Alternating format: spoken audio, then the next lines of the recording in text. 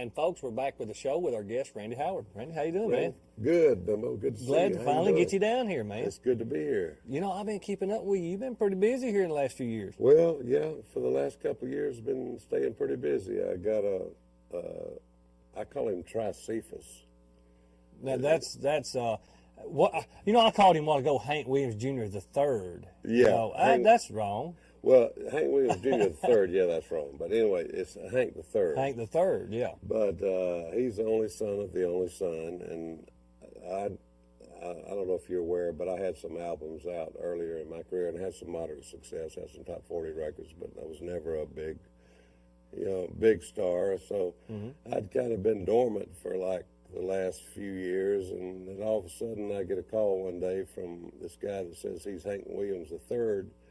I was in a motel room in Nashville, and he said, "This is Hank Williams III. I'm calling you from the lobby." I said, "Yeah, right, I'm Elvis." I said, "Come on up."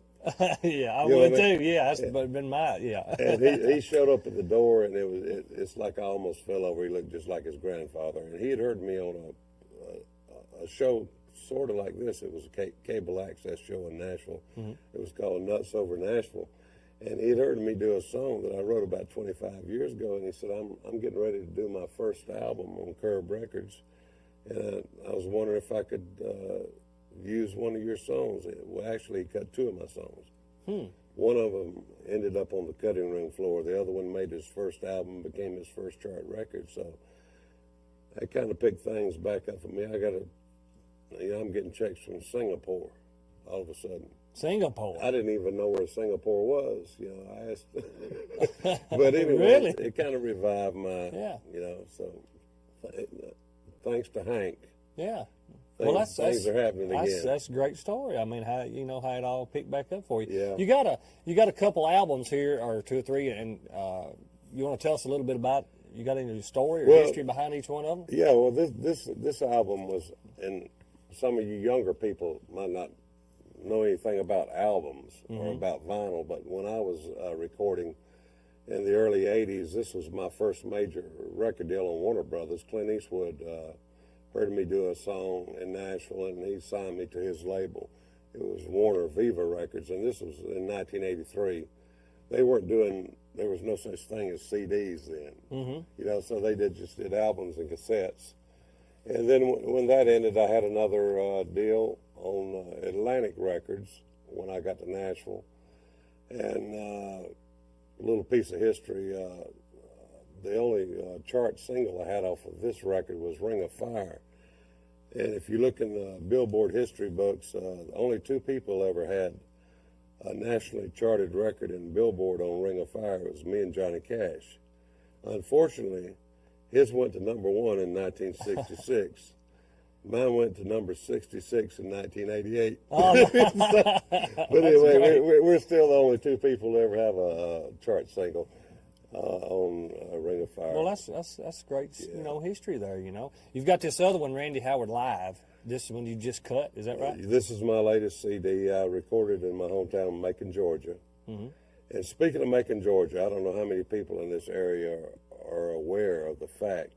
I'm sure everybody knows who Little Richard is. Oh, yeah. Lord, yeah. Well, I was down, fortunately, they've included me in the Georgia Music Hall of Fame, which is down in Macon, Georgia. And I was down about a month ago. They wanted some new stuff from me to put on display. And they told me that Little Richard had moved to Lynchburg, Tennessee. Oh, really? Yeah, and I couldn't believe this. I said, of all places for Little Richard, So anyway, I was in, interesting story, to me anyway.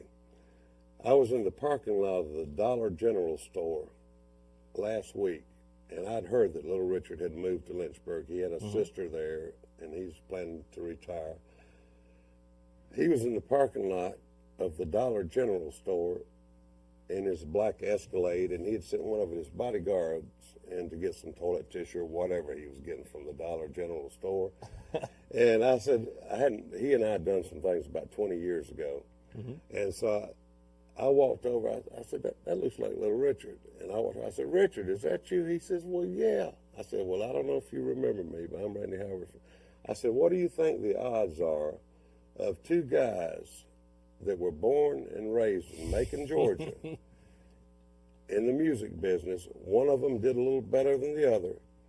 Ended up in Lynchburg, Tennessee. He said, "Well, ain't that something?" Anyway, we've gotten together and talked a lot, and Well, that's great. This is a weird. What are the odds? Yeah, that's big odds right there. Yeah, So. yeah. Well, listen, you got something picked out for us tonight. We're going to hear some of your stuff, right? Oh yeah, I'd love to play. Well, what's the first one you got for us tonight? I've got.